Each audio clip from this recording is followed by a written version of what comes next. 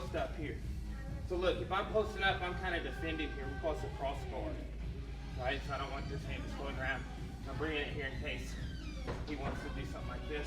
I pull it, there's the ankle. And we get this nice little grip here. Y'all remember this back take?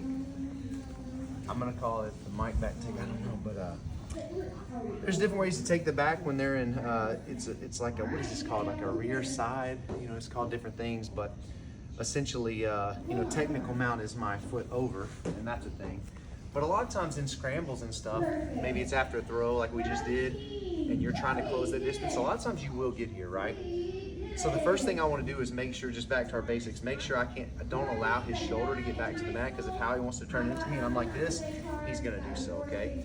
So the first thing I've got to do is put my sternum on the back of his shoulder. Now turn to me, Howie. Now he's gonna be able to, why? Because I'm on my grips, but that's the first step is here. I can, if I'm having trouble with him turning, I can Lego grip. Either way, I probably like this way, so Lego hand here. And now I can control the elbow because the elbows can be weak, right? So that'll help me to get the position I need here. So if we're fighting and maybe he's trying to turn into me, I'm here. So now look, now we're good. Now I've got Lego hand plus my chest on his shoulder, so I'm not allowing that. Now I've got to go for my grip. And I actually want my right hand on top here. I'm connecting and I'm pulling towards really my stomach here. So not necessarily my chest up, but like literally towards my belly button here. The mistake I was making was, you remember hip shovel? Yeah, do your hip shovel. Yeah, okay, now I want you to do that when I try to take your back. Okay. So watch what happens. This is gonna create a problem. So I'm gonna take the back, hip shovels, yes, and then I end up over here on the side. Okay, so this is real life solution. So what I love about Mike is he's like, I told him, I was like, dude, Randy did this to me. And so he's like, all right, we'll fix that.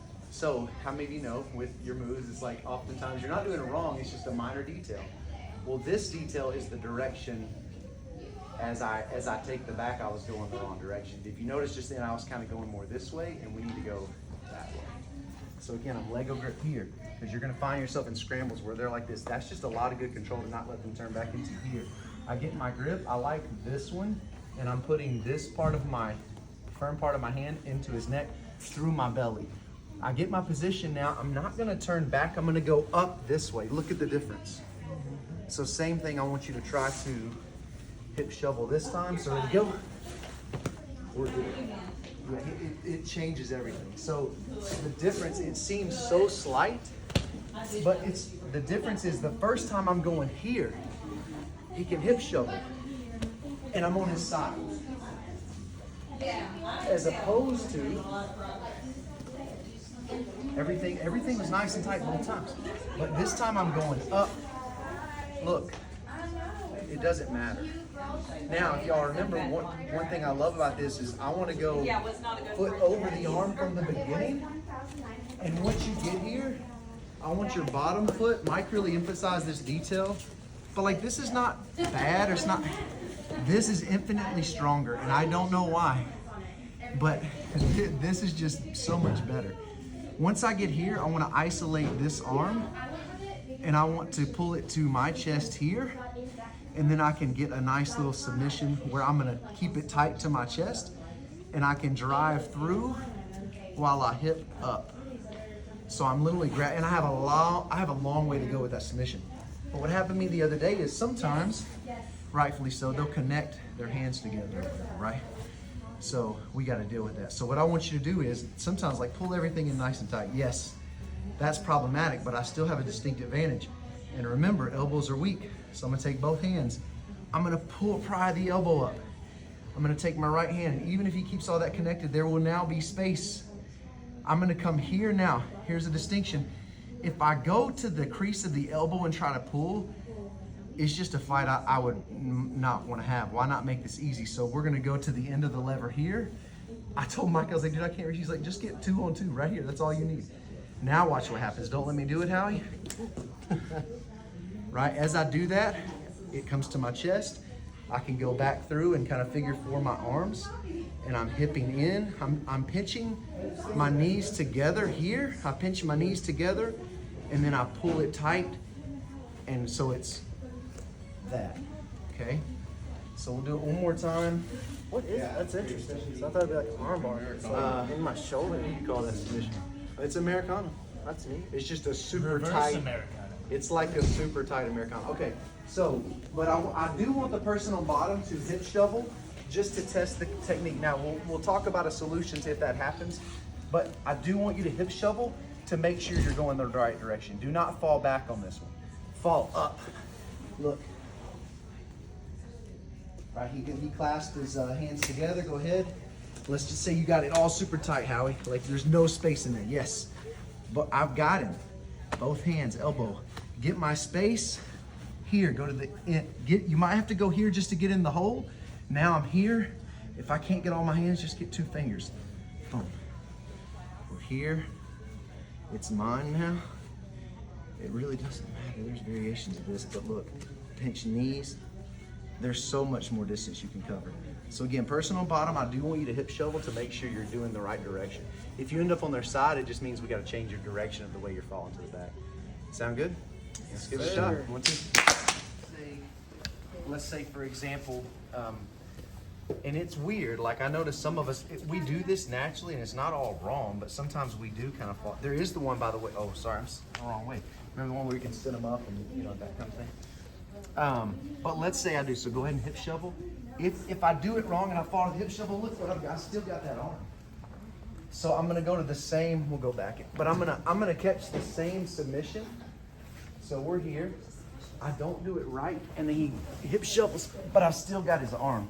And it's kind of like I'm gonna go into now like a Valley Tudo where I'm pinching this top knee down. Oh yeah, sorry. See? That was nice. It happens so fast, but they don't really see that coming, right? And I wasn't even connected to your arm fully, right? I was just focused on that Valley Tudo. You know how we try to, so that they can't posture up, because if I just relax them, but if I'm here, right, and I'm connected, look, it's so close right now. So the thing you've got to catch for if you do it wrong is be looking for that in the transition. See how his arm's loose right there?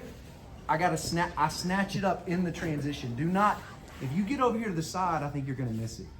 This is one where you're watching that arm. Let's do it one more time. Watch his arm as we do the transition. It's gonna be free right there. Okay, so again, not ideal, but it is a really cool, I love that transition. So just try to catch that. Go ahead and turn and take the back like we normally do. You know, and I do want you to feel the difference. There's a distinct difference between that back take, falling back, and literally going, I'm literally driving my hips towards that post. Watch. That's different. And I want y'all to feel that. So make sure you do it both times. I want you to feel, one, I'm falling. One, I'm literally using my right leg to propel myself this way. And that's different. So feel the difference of those two. And catch that arm. See if you can catch that arm with the one where we fall to the side. Let's give it a shot. 1, 2. I'll tell a quick story because, you know, that's what I do. But so Mike, I remember when he was putting this stuff together 2-3 years ago. And because we were already here, and he was like texting me about it. And it was right as I'd injured my shoulder too, but I hadn't seen the doctor about it. And he's like texting me about it. I talked to him on the phone. He's talking about it. And then, you know, and at this time, I'm like a 1st degree black belt. Been doing jiu-jitsu for like 15 years. And Mike had been training a decade when I met him, right? But he comes in and we roll, and he only does the basically get to the back and do the first submission Justin showed. He only does that to me from every position.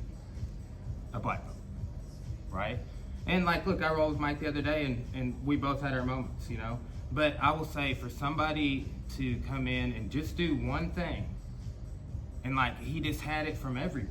And that's what jiu-jitsu is. Like I was saying, from the back, it's like, well, we got the choke, the arm bar, you know, shoulder lock, maybe a reverse triangle. It's all the submissions we see everywhere else. It's nothing we don't know, right? But he just came in and ran it like a system. Did it from half guard, did it from a sweep, did it from having me in turtle, whatever. Any position that he could get me in, he did back take, shoulder lock, right? And then I had to go see the doctor about my shoulder. Anyway, so just to kind of at the end, when Justin and I were working with him, he's like, hey, let's look at a couple of sweeps. And what Mike was talking about is a lot of times when we go for the straight arm lock, Udigatami is what people call, I call it that a lot. He calls it a razor lock, a lot of people call it that. It's essentially this, right? And we use this, right? We use it for the submission. I really enjoy a sweep from here, pushing the head under, right? We see it in the Valley Tudo guard, right? So this is a very common sort of entanglement, right? So let's get into half guard. And what we're gonna do is we're gonna force a post, right? I can hold his sleeve and sweep. I get this sweep a lot, and I got it in competition right here, and he'll sweep. Post your hand to avoid the sweep. That gives me an underhook. Then I catch it on the shoulder. To finish this, I wanna grab here and start coming. Look, foot on the hip, boom. What might he do to prevent this is roll his thumb. Tap. Okay, back into the half guard. Look, it's like a Z guard. I have the foot on the hip. I have little prayer feet over here. And this knee, I don't like it to be inside right here. I like it to be on this line. I was giving a practice to somebody the other day, and I was talking about how anytime somebody turns this corner, bring your knee around. Like, that's not acceptable. I want my knee out so I can do things like this. Boom. Right there. Start moving into this position. He rolls his thumb, great. Okay. So, look, if you get this sweep, and it's kind of like a little calf crusher motion. Yeah. Underhook. He rolls it, boom. Second observation. A scissor sweep from this guard. Here. Look, and we talked about this last week because when I was in Vegas with Dring, I helped him with a private. And everything he showed escaping side control was foot on the hip like this. And I like this Valley Tudo guard, and we do it all the time. And this is like a little different point of control. I think a lot of people just do this like on the kidney and pinch, but the hip, my foot cups and hinges, there's my arm lock. If he rolls the thumb, boom. So from the scissor sweep, if I force the post here, if he rolls the thumb, look how that's on the hip. Knees pinched, and there's my finish. So it's the same thing, right? And that's just a couple of observations. Again, you can get it from the rear side mount, like Justin's like, oh, technical mount, like you can do it from there, you know?